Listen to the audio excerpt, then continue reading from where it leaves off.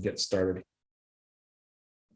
Okay, well, for the last session of today, FoodTreX Global 2022, it is truly an honor for me to be able to bring to you Dylan Thuras, who is the co-author of It's Gastro Obscura, Food Adventurer's Guide. Adventurer's Guide, right. And I got a copy of this when I was back in the US last November, and the book had just come out. And it's a fascinating read. For those of you who don't know, Atlas Obscura is the parent company behind Gastro Obscura, a Food Adventurer's Guide. And Atlas Obscura puts together some really fascinating snippets and editorial pieces on just strange things for you to enjoy and explore around the world. It's a really interesting media resource if you're not familiar with Atlas Obscura. And then Dylan is one of the people behind the Gastro Obscura book. So if you're looking at obscure, arcane, food cultural types of things, that's what you're going to find in this book. And in fact, we thought it was such a great resource that we offered it as a prize for our World Food Travel Day, and someone in Scotland won the book for having the best World Food Travel Day promotion. So they were besides themselves. They were so excited. And Dylan, I just want to thank you again for being available, your flexibility along with the scheduling today. It is truly an honor. I'm just so excited. I know everyone else is too. So many people had written me before and saying, wow, we're really impressed that you got him. I've wanted to hear him. And so here he is. The man, the name, the legend. I'll turn myself. Yeah. Take it away, Dylan. Thanks, Eric. I'll be in Scotland this summer, so I should just bring that person a book. Saskatchewan. I like seeing where everyone's coming from. You've got a nice international group of folks here. Hi, yeah, my name is Dylan Thuras. I'm the co-founder and creative director of Atlas Obscura and of Gastro Obscura. And so I'm going to take everyone, on a little journey through the book, through kind of why we made it, what is in it, the way we think about food at Gastro Obscura, and a little bit of the way we think about the world at Atlas Obscura. And then there'll be time at the end for questions about whatever, about the company or the book or food, like food stuff that we talk about in the presentation, anything that grabs your attention. So I think with that, I'm going to jump right into it. And I'll just, if you want to put questions in the chat, feel free. I probably won't be able to get to them until after the presentation is done. But I'm happy if you want to just put something in there. Go ahead and I'll take a look at the end. So let me see here. Okay. And can everyone see that okay? Here, let me get the chat out of the way. Yes, we can. Great. Okay. Great. Okay. So let's start with some food. Let's start with this. This is something I grew up eating as a kid. So this is a jar filled with vinegar, sugar, onions, peppercorns, dill, and of course, its most essential ingredient, cut up fish. I loved it as a kid. I love it to this day. Also as a kid, I grew up in a place where every summer, my family and I would we'd get in the car and we'd go and we'd spend at least part of the day watching women have their faces carved into enormous 90-pound blocks of butter, because these are normal things that normal people do. Does anyone have a guess? And you can put it in the chat about where I grew up based on these two food-related things. Close, very close. Anyone else got another? Yeah. Well, not Long Island, although maybe there is butter carving in the New York State Fair. I grew up in Minnesota. That's right, and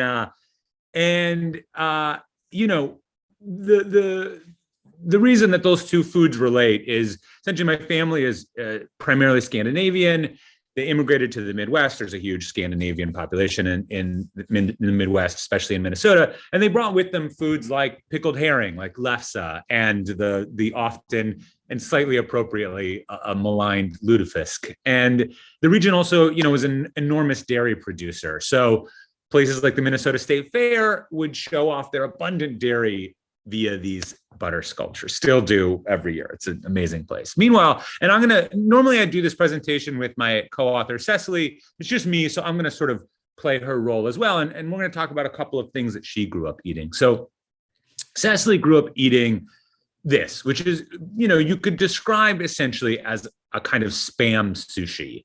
It's spam on rice wrapped in seaweed, and you can buy these spam sushis everywhere, gas stations, convenience stores. They're essentially tiny little sandwich musubis.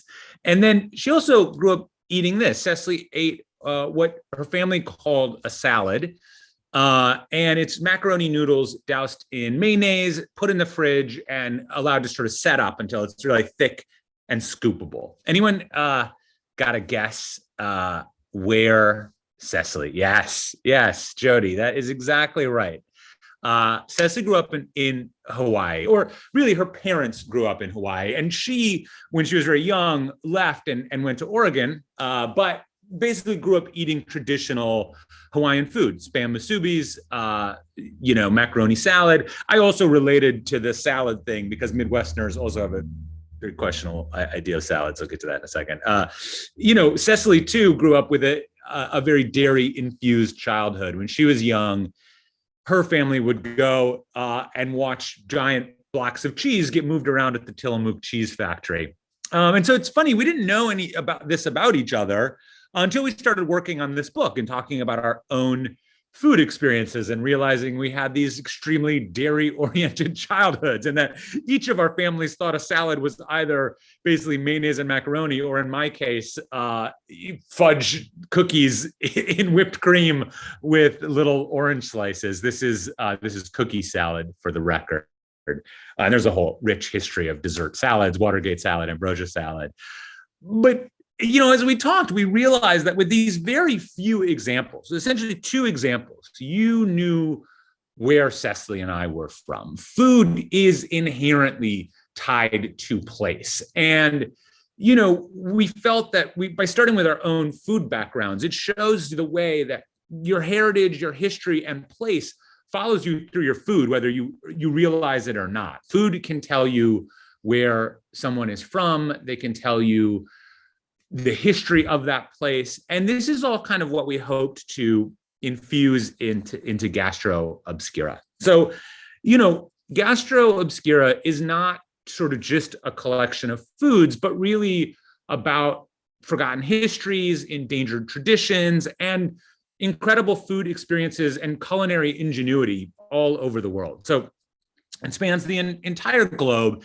And as often as possible, we try and tell you exactly where and how you might experience this food item for yourself. And all of this started for me, a long time ago. It started all the way back in 2009, when my co-founder Josh and I started a website called Atlas Obscura. And it essentially started as a kind of, as an art project.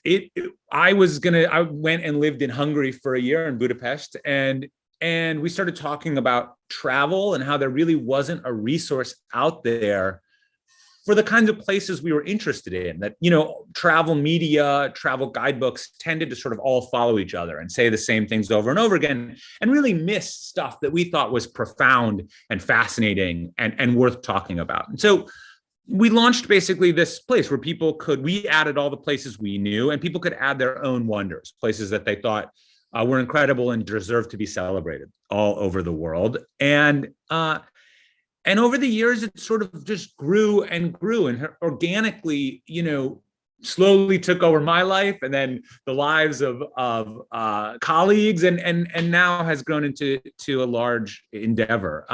In 2016, we also published our first book, which was Atlas Obscura, which basically was the kind of core idea at the start about place. And the kinds of places we featured in Atlas were places like the Gates of Hell in Turkmenistan, which is this 300-ish foot wide hole in the desert of Turkmenistan. And it looks a little bit like you're standing at the edge of a volcano, the rim of a volcano. But it isn't, in fact, a natural occurrence. It is an industrial accident from the early 1970s. And the story goes, the details are a little bit scant because it's Turkmenistan and this is sort of Soviet controlled era. But the story goes that a Soviet petroleum rig showed up with a bunch of petroleum geologists hoping to tap the area for natural gas, which makes sense. It's one of the richest sites of natural gas in the world. And that they set up the rig, punctured through the desert, and then the whole thing collapsed. They'd accidentally set up over a huge cavern. And so they made this enormous hole that then they had a secondary problem, which was that it was leaking deadly natural gas. And so they did what for a Soviet petroleum geologist in the 1970s was a very reasonable thing. They set the hole on fire. Presumably, they must have imagined it would burn out, in a few months or a few years. It's been 50 years and the hole is still on fire. And in 2009, this was actually a perfect example of, it's much better known now, probably in part, it's our fault, but,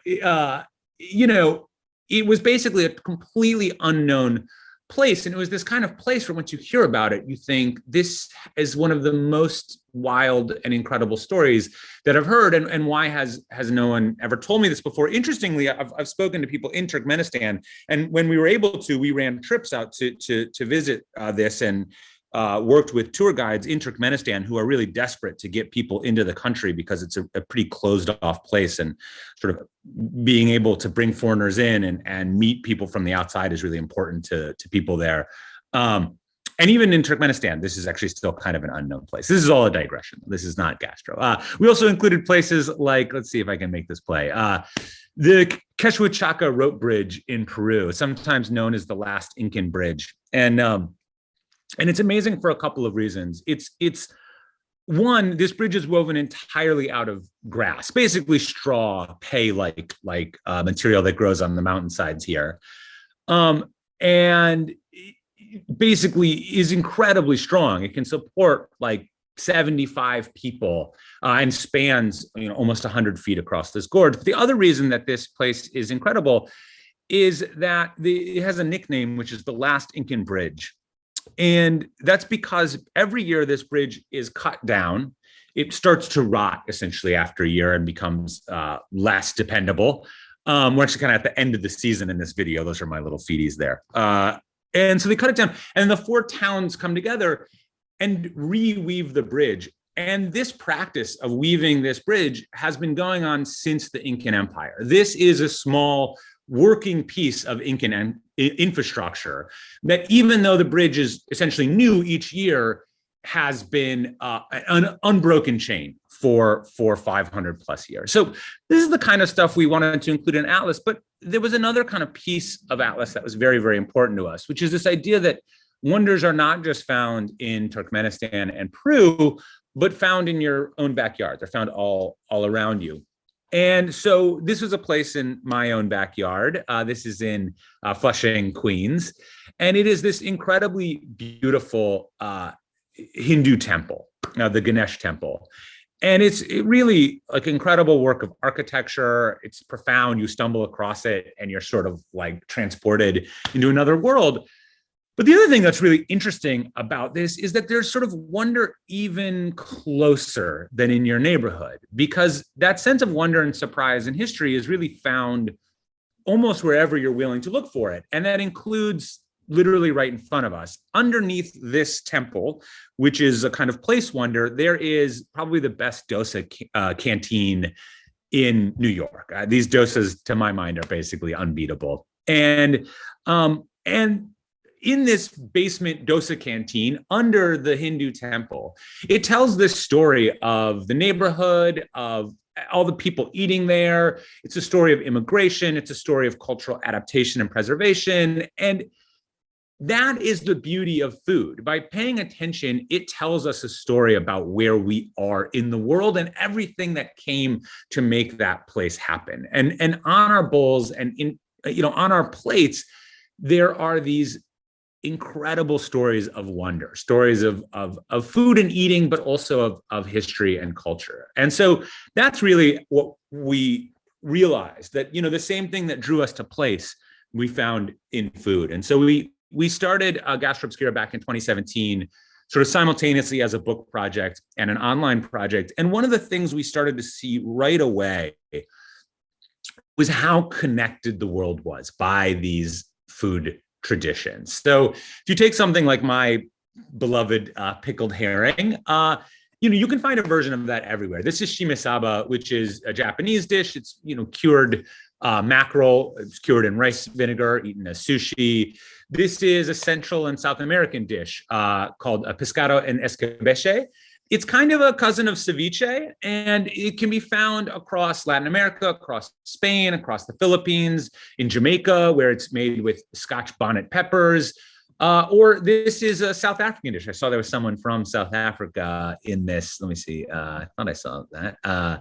And Cape Town. So you may know this dish. So this is Cape Malay pickled fish, and said to have originated with the Malaysian fishermen, and also obviously a way to preserve fish as long as possible, but now a very popular Easter dish. And so, these kinds of rhymes, this idea that, almost everywhere you look, you can find a pickled fish dish.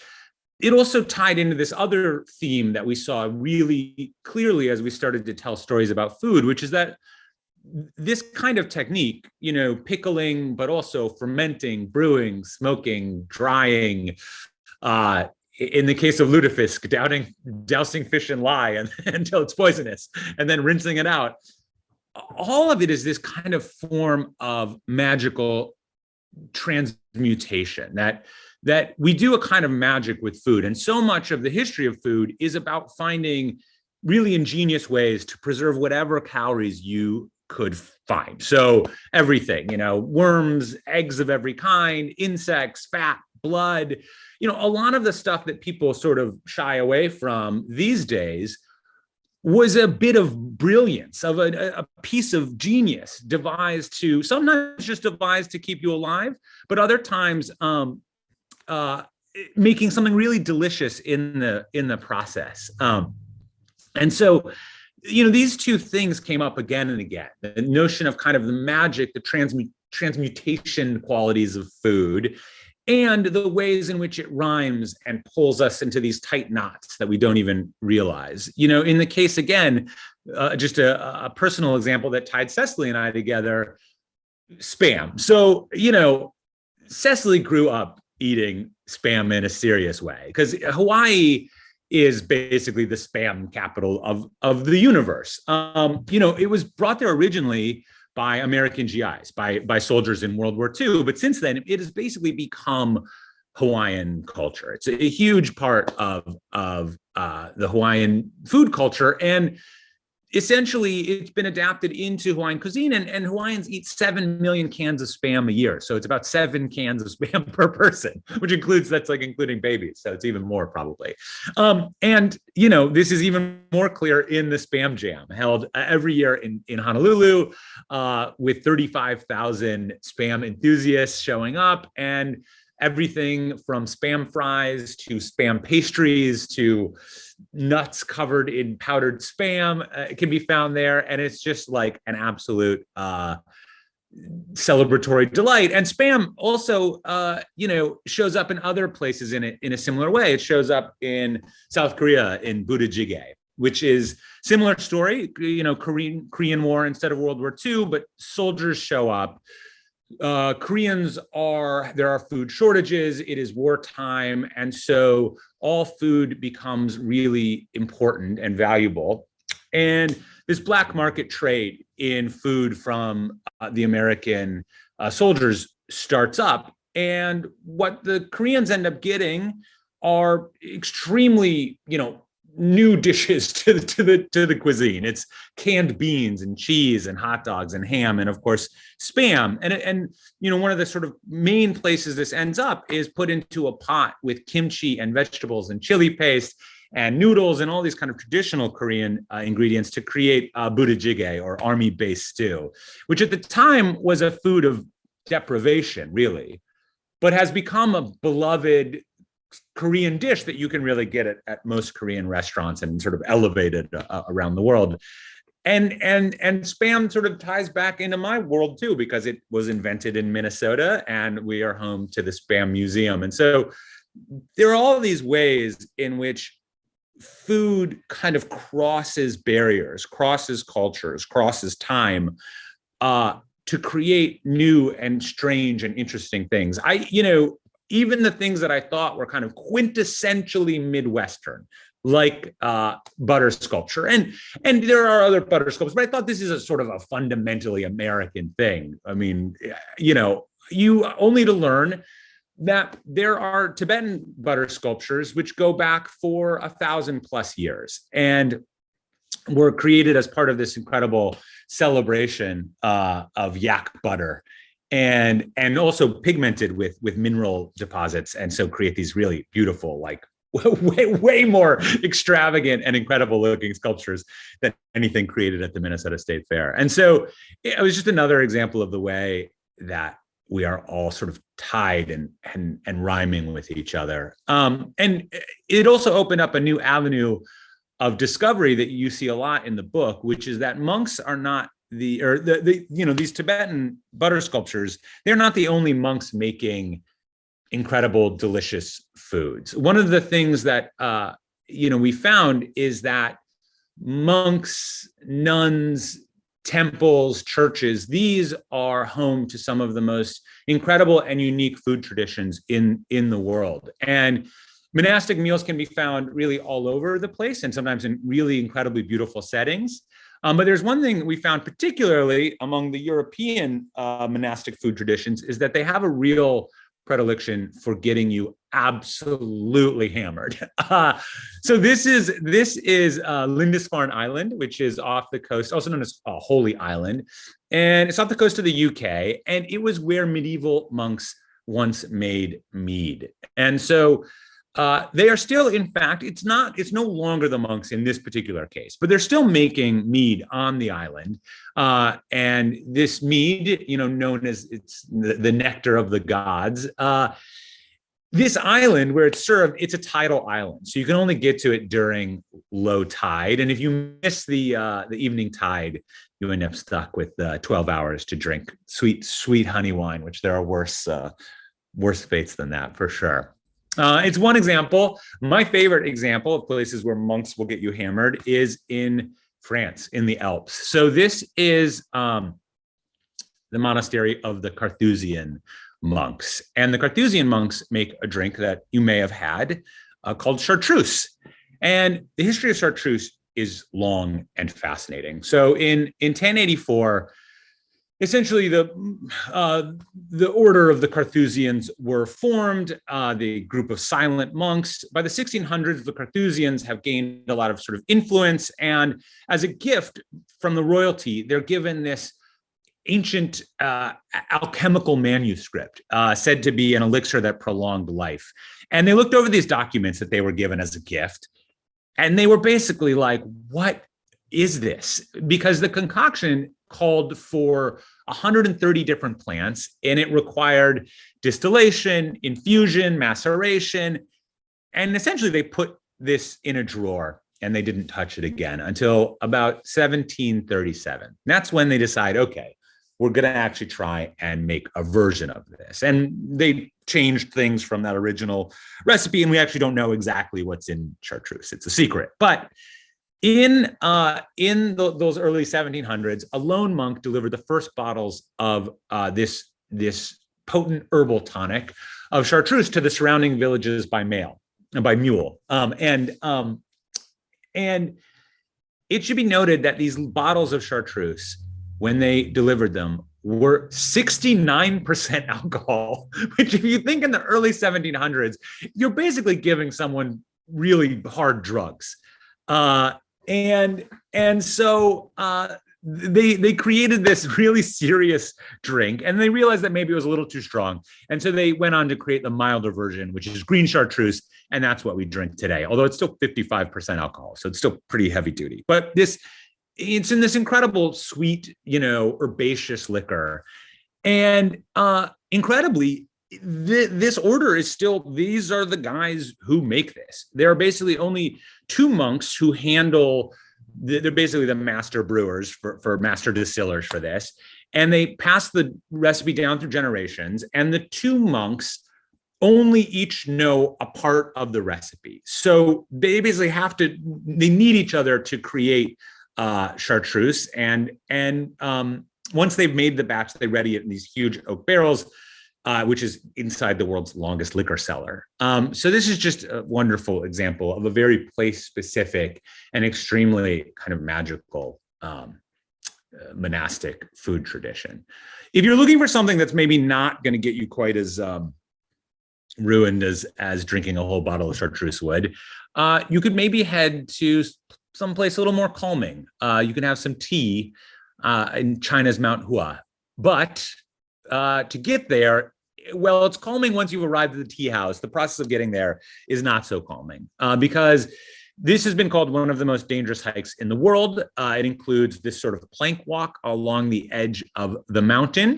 And it's the only way to get to the top. You can take a gondola for part of it, but you basically have to do this arduous, dangerous hike to get to the top of Mount Hua. And, it's a really big tourist site these days, and there are big long lines and it's crowded. And one of the things that I think is the funniest about this whole thing, it's still dangerous. People fall to their death every year, but as you're doing this, there's a spot where you can stop and someone will take your picture with a digital camera. And on the side of the mountain, there is a printer and a laminator. So you can get a laminated photo of yourself climbing to Mount Hua, which is just a moment of surrealism in our world. But then once you actually get there, presumably you don't fall, you end up in this incredible little Taoist temple with a small tea house, and you get to have your tea with this incredible, stunning view, 7,000 feet in the air. Another temple doing one of the most incredible food-related things in the world is in India, is the Golden Temple. And this is kind of the most important Sikh temple in the world, maybe. And what makes this place so incredible is they practice something called langar, which is the Sikh practice of basically providing food, of giving food away to anyone, regardless of any background, religion, caste, anything. And each day, this temple serves around 75,000 free meals. On special occasions, that number reaches more like 100,000. And it means that they have this kind of vast, incredible infrastructure to create that food. So there's one room, it's all volunteers. So it's one room where the volunteers sit in circles, chop vegetables for the vegetable stew. In another room, a team cooks that stew in these giant wood-fired vats with oars stirring them. And then there's another room where they make the dal, the lentil curry, and that requires its own building, 28,000 pounds of lentils a day, and what's essentially a fire hose to add the water. And so this is how they feed all of those people. Meanwhile, there's a very different kind of tradition happening in Ethiopia. This is one of the holy honey churches of Ethiopia, and it is built in the 5th century. And when it was built, a swarm of bees settled inside. And since then, that same colony of bees is said to have been basically tended by a continuous succession of priests. And it is in the city, Lalibela, and Lalibela itself is named after the king, and his name meant the bees recognize his sovereignty. And so the connection to the importance of these bees and this honey is like really, really deep, down to the fact that the honey is basically only cultivated and collected by these monks, and it's used as a medicine. It's used for skin conditions, abdominal pain, even psychological conditions. It has a real kind of mystical, holy quality to it. And again, coming back to this idea of things rhyming or finding connection, it's not even only honey that kind of crosses this religious and mystic line. One of the other things that comes up in the book really often is that this idea that food sort of exists as a clean category is crazy. Like essentially, there is, on the one end of a spectrum is food, on the other end is deadly poison, and everywhere in between is sort of the full experience of human existence. There's medicine and spirituality, and all of this contained in our food, and that includes the exciting world of psychedelic food. So this is another example of a kind of unusual and interesting honey with a deep, fascinating history. So we are now in the hills of the Black Sea in Turkey. And on these hills, there are these incredible fields of rhododendrons. And there's all kinds of rhododendrons in the world, but these particular type happened to contain something called the gray anotoxin, which is a type of neurotoxin. And what it means is that it makes this particular honey psychedelic. And it's because there's very little in each flower, but as the bees collect and distill the pollen, they're essentially acting as their own little distillery. And locals have been cultivating this honey, Delhi ball or mad honey, for millennia. And in smaller doses, it's used also, like the honey in Ethiopia, as a kind of folk medicine. A teaspoon in tea is, basically said to help with hypertension, diabetes, gastric pain. More than a teaspoon, and you start to run into some trouble. A tablespoon is when poisoning symptoms basically kick in. And the potency can really vary from batch to batch, but if you have too much of it, it can lead to nausea, numbness, hallucinations.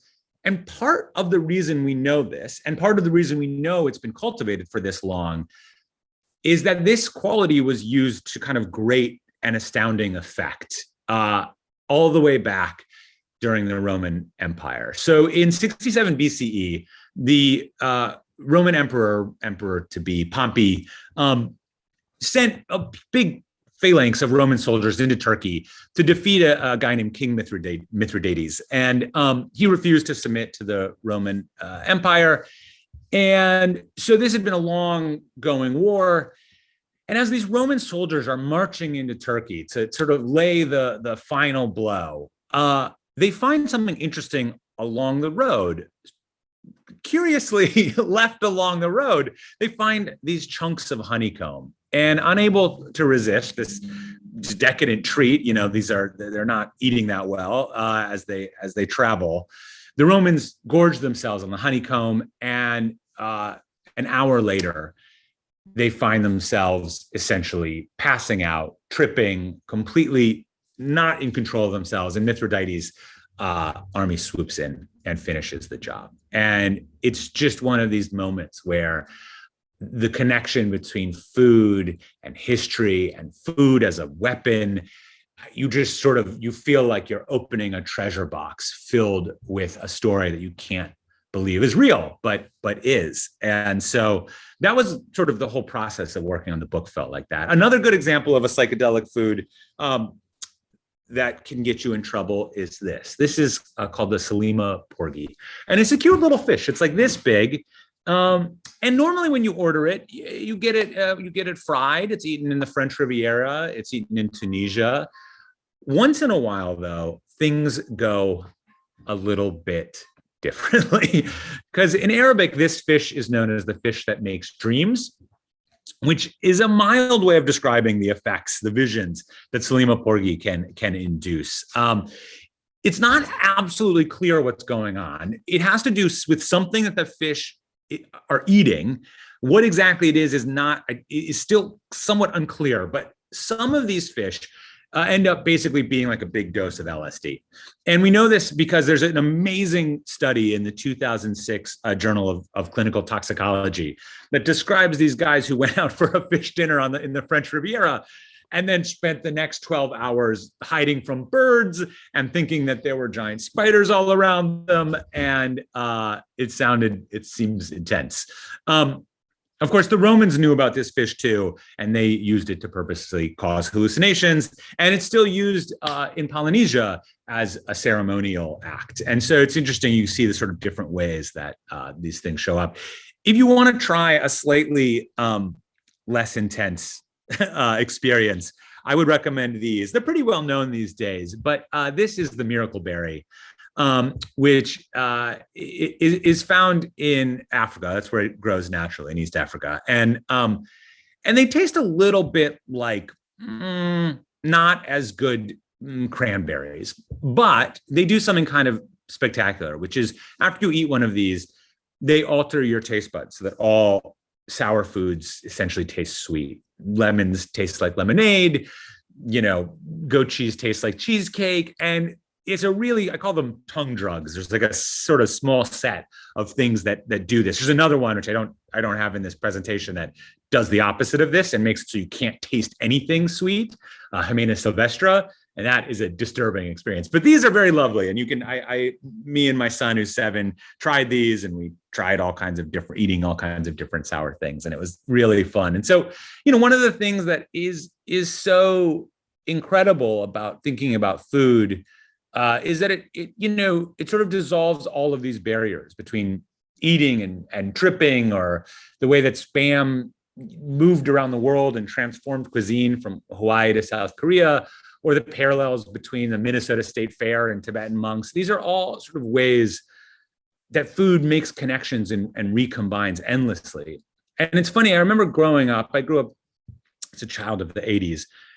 I wasn't particularly food focused. I only really knew about one famous chef. I knew about this guy named Wolfgang Puck. And, in the 80s and 90s, he had this big thing, his fusion cuisine, this incredible, revolutionary style of food, combining Asian and European ingredients and techniques. And it's fine. You can, that's like, you can make a great taco bibimbap combo. There's great fusion food out there. But the funny thing, I think, is that fusion, to my mind, is not a style of cuisine. It is the history of food. Food itself is fusion. This is a cake that began as a German spit cake, which Dutch traders brought with them to Indonesia. In Indonesia, locals added Indonesian spices to it. And then they took it off of the spit and basically put it on a flat broiling layer. And so they would pile layers on top of each other and making this incredible, intricate cake. And, this cake required butter from the Netherlands with spices from Indonesia. And you end up with a cake that now really belongs to both cultures. This is morkovcha. So in the 1860s, Koreans they moved into Russia. But then in the 1930s, the Koreans in Russia are basically pushed way out into the hinterlands, into Kazakhstan and other places. And because Stalin basically decided that the Koreans were sort of unreliable people. And so they end up in Uzbekistan and Kazakhstan, and they have to recreate their cuisine. And so they sort of, having started with kimchi, they end up making this sort of carrot-based, quick, spicy version of kimchi called morkovcha, and is now something that you can find in almost any Russian or Uzbeki or Kazakhstani grocery. It's really beloved across the entire region, and has only sort of just now kind of come back to Korea, and people are sort of reintegrating some of this cuisine into Korean food. In Brazil, you can get a piece of Brazilian sushi. Brazil's home to 1.5 million Japanese people, which is the largest population outside of Japan. And so they've created their own mashup of sushi and Brazilian cuisine. This hand roll has things like mangoes and kiwis in it. It's also gigantic and is a thing entirely unto itself. This is Okinawan taco rice. Similar story to Spam. GIs show up in Japan. They, coming from the Southwest, they want sort of the fusion food they're familiar with, the sort of Tex-Mex. And so they end up, this dish of basically a taco on rice gets created and is still what you'll find in Taco Bells in Okinawa and in Tokyo. In Eritrea, this is basically local Eritrean cuisine mixed with Italian occupation. This is spaghetti al sugo e berber, and it is normal pasta, but the tomato sauce is laced with local spice mixture, things like chili peppers, fenugreek, nigella seeds, and then it's eaten with injera, the traditional flatbread, spongy flatbread, and so you kind of eat it in the traditional style. Even dishes that we are very familiar with, like chicken tikka masala, this is basically created because drunk British people really love gravy. In the 50s and 60s, you have this huge diaspora, Indian and Pakistani diaspora to the British Isles. All of these restaurants open up, and a lot of them are aimed specifically to serve. They stay open late and serve people leaving the pubs hungry and drunk. And they were at that time serving chicken tikka, which is the dry spice rubbed chicken. But British people really love gravy. And so the legend goes that basically someone showed up and said, can't you make this with a sauce? And an enterprising chef combined their chicken tikka with some Campbell's tomato soup, and chicken tikka masala was born. Whether that's a true story or not, unclear. But this is the origin of chicken tikka masala, which is now a national dish of Britain. And even the most quintessentially kind of, this is only from this culture. It's just not the case. This is ramen, kind of quintessentially Japanese, but the noodles are Chinese in origin. And this is almost, no matter how far down you go or where you go, this is the truth. Food is borrowing, combining, transforming. Often the circumstances of these collisions are terrible. They are colonization, they are war, they are forced diaspora. But food does this funny thing. Even created in the worst of circumstances, it has this strange way of ending up belonging to the people who make it theirs. Spam shows up as sort of a part of an occupation by soldiers and becomes a part of Hawaiian culture. Dishes come to exist on their own terms.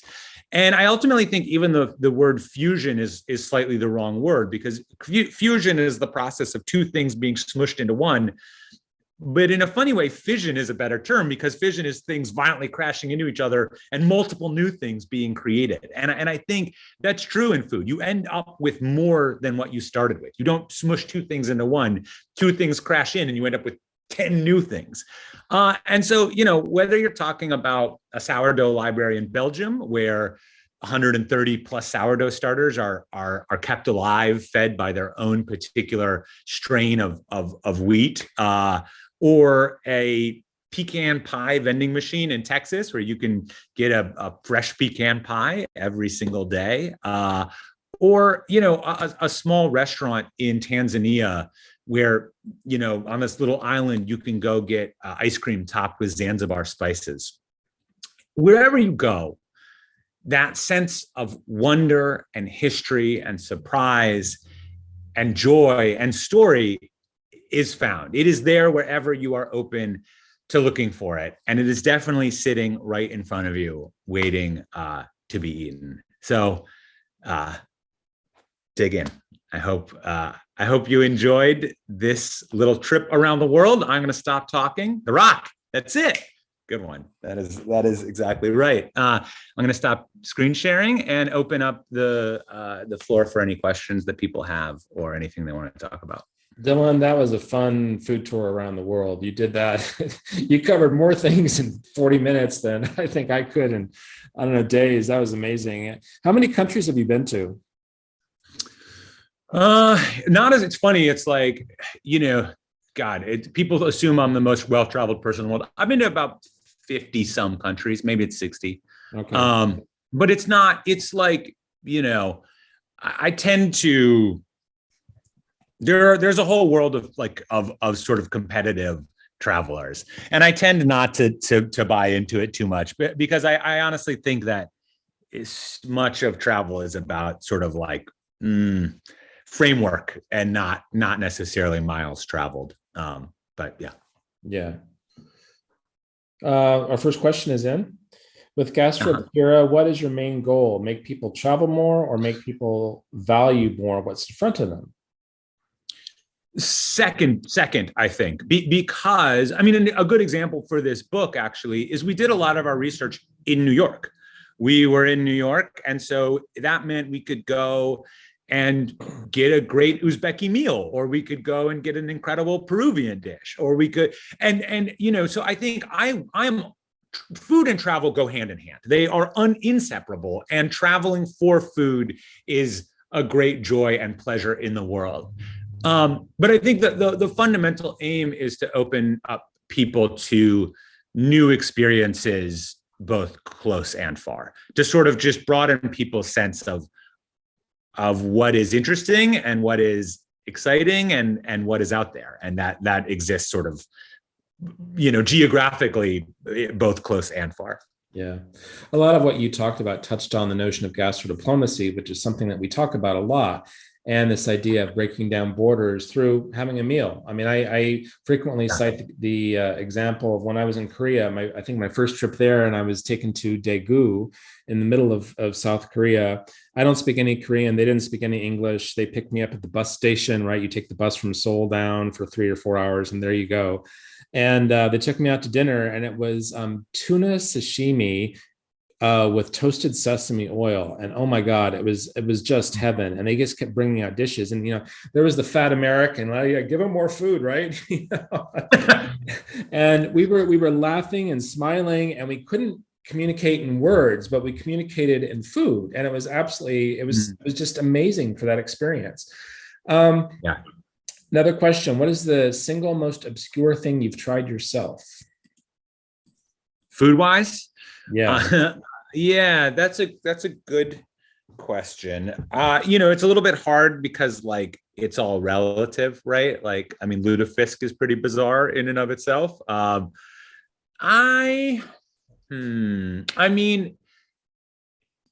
Here's something, actually, it's interesting. Here's something we didn't include in the book, even though it's kind of a classically weird food, but it appears to have mostly been created, especially these days, as a tourist thing, which is, in Cambodia, we ate a bunch of different kinds of stuff. We ate barbecued rat, which was great. We also ate, the barbecued rat was really good. There's just no other way to put it. It was delicious. We ate, they do this fried tarantula thing. And we talked about putting in the book, but when we did the research, it really felt like there may have been a time this was eaten really largely out of true deprivation. It's not very good, certainly not the way it's prepared these days. And then it really became kind of a tourist thing. And so we debated putting in the book. We ended up not putting in the book because we didn't feel like there was a really true cultural history there. And, we just sort of decided it was one we were going to leave out. But those are things that I've eaten that I guess are sort of on the unusual side. Have you tried surströmming? I have never tried surströmming. I'm interested. I would like to try it. And it obviously has a reputation as one of the more we extreme have someone foods. from Sweden in the room today, so maybe she'll send you some. Great. Okay. I'll have to take it out to a field somewhere to try it. The other thing I'd say about the book is it's not really you don't need to want to eat. In fact, there are plenty of things in the book that we're don't go and eat this. It's not a bucket list of food. And there are things that you can read about and be like, that does not sound appealing to me. And that's okay. We think it's worth knowing. It's worth knowing about these things. And I do think it's worth broadening some of people's horizons and making them realize at least the entire world thinks the amount of cheese we eat is insane. There's this sense of relativity to food and to disgust that's deeply tied to place, but that also you're under no obligation to want to eat things that don't interest you. Yeah. You were talking before about how Turkmenistan people wanted visitors, but have you been in small communities where locals are actually rejected, or where visitors are rejected? Yeah, there's an interesting tension. There's a huge tension in which Atlas thinks a lot about, which is a tension between over tourism and under tourism. And both are real. And so over tourism is very obvious and prominent. It's easy to see, Florence or Venice, better example. Venice during high season is kind of a disaster. Spain, when all of the cruise ships unload everyone in Barcelona, that is a bad experience. It's a bad experience for the travelers. It's a bad experience for locals. Those are good examples of over tourism. I mean, I think the thing that's less seen is under tourism, which is areas or places where there's really no economic infrastructure for tourism. And so often what that results in is reliance on more extractive industries. Tourism can be extractive too, but it's not necessarily as extractive as palm oil farming or heavy mining. I'm thinking particularly of this area in India, which has sort of managed to build a tourism industry around these living root bridges. That's been really positive for the region. And so, yeah, I mean, there are places where, like anything, I mean, I think it's like every place is its own place with its own specific set of how much they want tourism, how much they sort of are comfortable. You know, when you walk in a church, you behave differently than if you walk into a bar. And I think that's sort of true of the world. So, yeah, I mean, we have a sort of Hippocratic oath with Atlas, which is like, if we think it's going to do harm to a place, we don't list it. And so there are places that we haven't put on because we think, actually, the visitation is harming this place, either from over tourism or occasionally because it's too delicate, or it's too kind of like it actually needs a different protection structure. But I don't know if that answered your question, but yeah. All right, another question here. Talking about fusion and tradition. You want to take it? Go ahead. But do read it first. Sure. Yeah, the question about sort of culinary. Yeah, talking about food, talking about fusion and traditions heritage. There's a lot of talking about culinary appropriation and the importance of to correctly attribute foods. What do you feel about that? And what does this mean for the research for your book? Yeah, I mean, I think it's a real thing. I think the biggest problems arise when people pretend that food doesn't have a history, and especially when Western entrepreneurs sort of try and wholly reinvent a food for a Western audience, or act as if there isn't this rich history, or there's this kind of other weird thing that happens, which is the quest for sort of authenticity can be equally perverse to this idea that like food isn't always transforming, that they're sort of, this is what a really authentic taco is like. This is what a really authentic, it actually is sort of almost the flip side of that same coin. And so food is a moving target, and the best you can do is tell a story in its completeness. I tend to think that, you know, people have food is a story of fusion to me. And I think people should be able to experiment and try different things and make different things. And I don't, you know, I tend not to think that any food should really be off limits, but I think the more you are ranging out of your own cultural experience, the higher the bar for telling that story in a full and rich way. So that's, you know, that's the sort of, I think, the best answer you can give there. Food is a moving target. I'll remember that one. Food is a moving, and nothing is fixed, you know, like this idea of like looking for authenticity of food, I generally find very suspect, because yes, some food is great and some food is not good. And some food has a longer history than others, but you know, a food that was invented a year ago isn't necessarily less authentic than something else. It's an authentic representation of food's constant evolution and transformation. So, yeah. Well, speaking of new foods, we have a question here about insect-based proteins and products like Beyond Meat. How's that going to impact the future of obscure food? Yeah, I mean, I think it's going to impact the future of food, period. Like food writ large will be impacted by this. I mean, again, in terms of expanding people's sense of comfort and familiarity with the history of food, you know, people, I think the kind of feelings around insects as a protein source are changing. I mean, I think people make some decent criticisms of like them not being, you know, still sort of struggling to be like, are we just doing this because, like, is it really an incredibly delicious ingredient? Sometimes it is, sometimes it's not. I do think it's a really valuable area of exploration. We just did a series, a video with a chef, but this is his main area, is cooking with insects. And he talks really beautifully and passionately about sort of both the history of this and its potential advantages in the world of food. But and I think the beyond meat, the meat replacement stuff, I mean, I hate to say it, but it's going to be a cultural battlefield. Like 10 years from now, you look at sort of the drawing lines of like the culture wars, meat is going to be at the center of that. Meat and what it means and where it lives. Like this is a coming culture war, unfortunately, because I think there are incredible arguments to be made. I mean, I think the replacements are valuable and really good. I think there are also ethical meat practices all over the world. And so I think it'll be an interesting area to keep an eye on in terms of sort of its role in culture. But yeah, I think mostly it's all good. Like I think that stuff is good and interesting and exciting. Yeah. Well, where I live in, Spain, it's a meat country, meat centric. And someone was asking me about what's there for vegans to eat in Spain. And I said, rice. Wine, if it's organic wine. I mean, that's it. Oranges in Valencia. I mean, you go to the grocery store and you see artificial meat or the meat replacement products, and it's €7 for 2 patties. So someone is definitely trying to prevent that from being an attainable product to consumers. Yeah.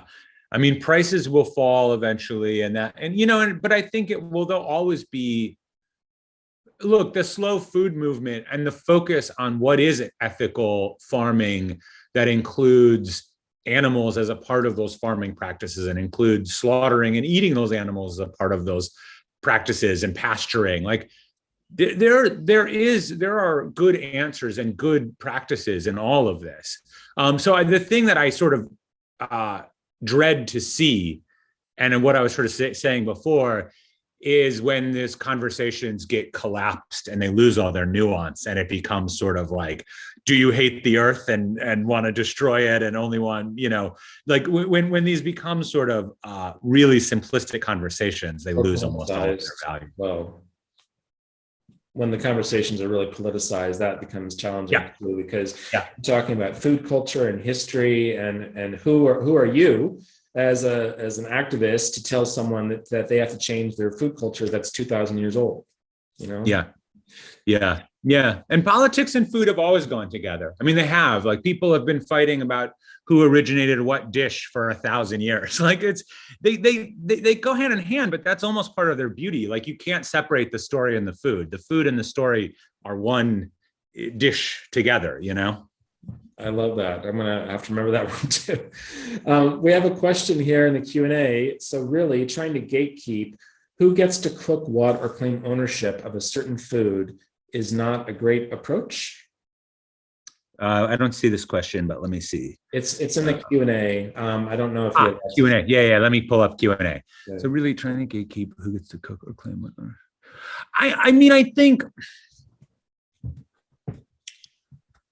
I think that the bar is set around doing a good job. And maybe that's not like a good enough answer, but there isn't really, I think that gatekeeping sort of full stop is generally not a very good approach.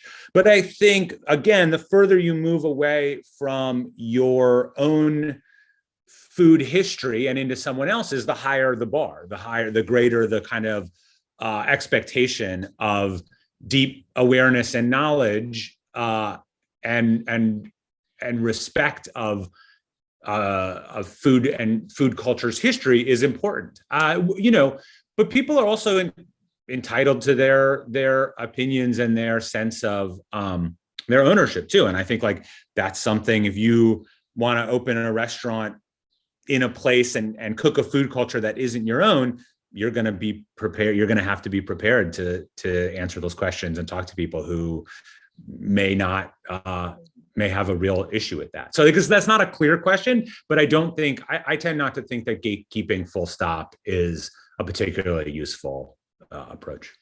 Okay. What advice would you give to destination marketers who want to get people out of the big cities? You know, a lot of the fantastic products are created in countrysides and farms, those types of experiences. Yet people fly into the gateway cities. They may only stay in the gateway cities, or they might take a train out for 2 hours to the countryside and come back. How can we inspire food lovers to get out of the big cities and to spend a considerable amount of time in the countrysides, exploring those products, tasting those products, learning about the DOG, DPO, IXYZ, designations that are out there? What would you tell a destination marketer? I mean, this is what I tell them. When we talk to DMOs, it's the same thing we say about sort of travel in general. Like, tell a unique story. Like, saying that we have beaches and wine. Yeah. Well, you really could be anywhere in the world. Yeah. And those are nice things. Everybody likes beaches and wine, but tell a true story. Tell a true story of a true place that is truly unique to that location. And certainly you can do that through food. And by leading with that hyper specific example, I'm not sort of just, hey, region with nice stuff and good, but really, let me tell you the story of one person in one place doing something truly unique, or it can be a little bigger than that, one town and the tradition there. I think that is the surface area. That is the hook that we rest our travel dreams on.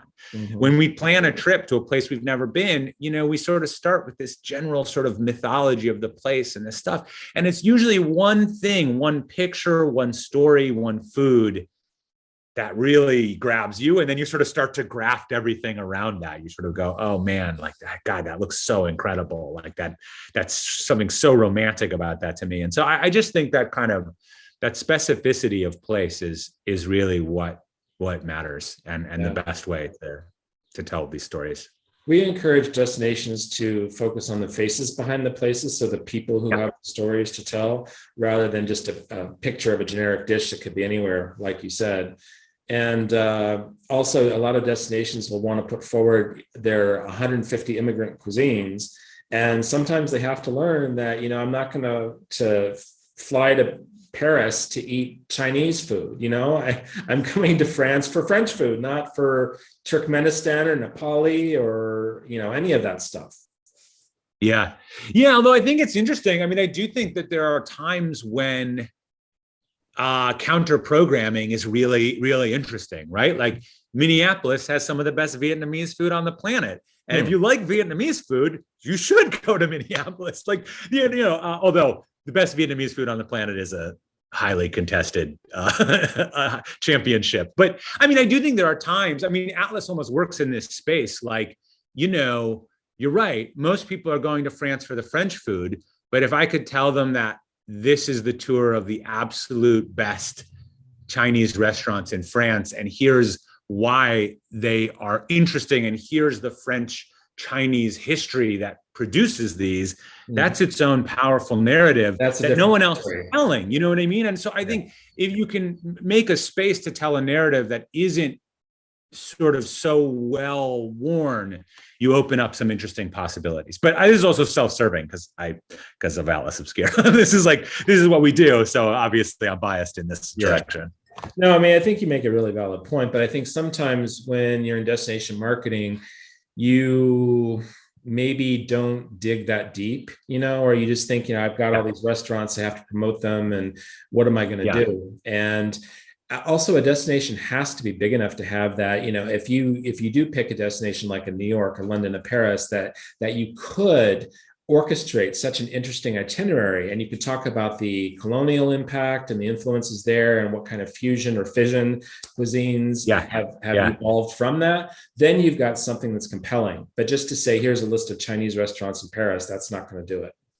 I want to say, Jody wrote something in here, and we have the only drive-through pierogi place in the world. Like, that to me is a perfect example, because I think sometimes the inclination for DMOs is to say, well, what are our top 10 restaurants? What are our fanciest restaurants? What are our, what's our kind of best museum?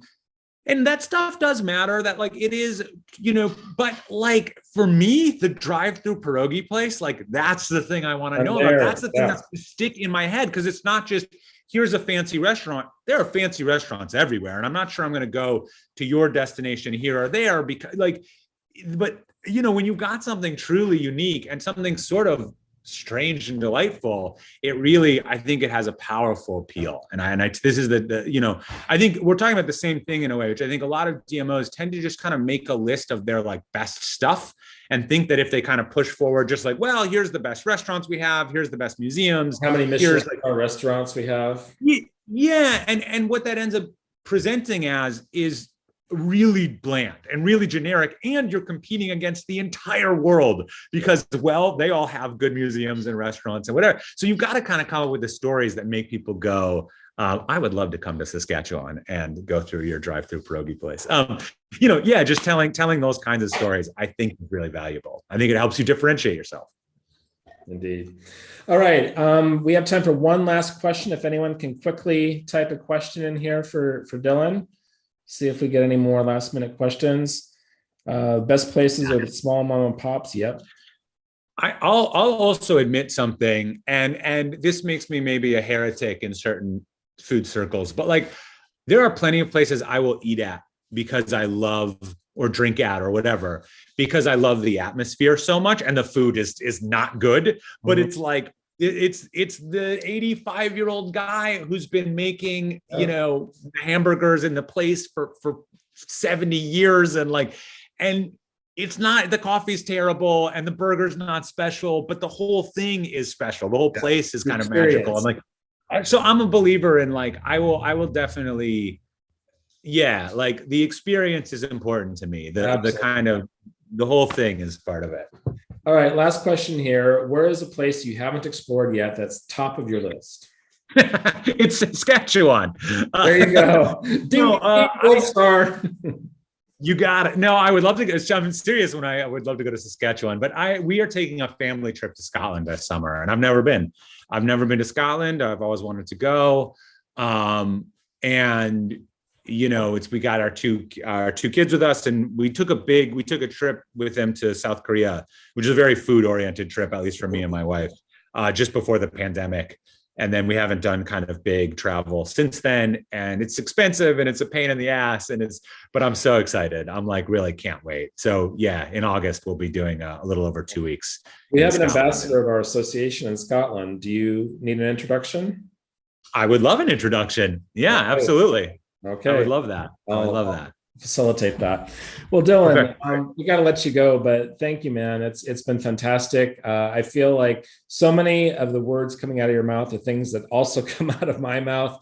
I feel like if we could do this in person, we could probably, talk for a week. As long as there's good food and drink there, we could talk for a week and just, compare notes.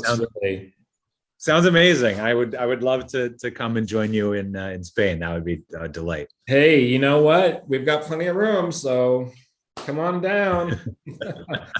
All right. Well, thanks, you so Eric. Much. Really appreciate it. Everyone, Dylan's book, the Atlas Obscura, A Food Adventurer's Guide, is available on Amazon.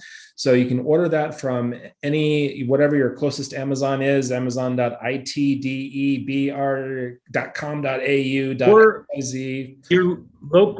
your local bookstore might have it. It's getting translated currently into a bunch of languages. So it'll start showing up internationally pretty soon. Excellent. I think it might already be in Germany and France. Okay. Hopefully coming soon to a indie shop near you. Yeah. Fantastic. All right.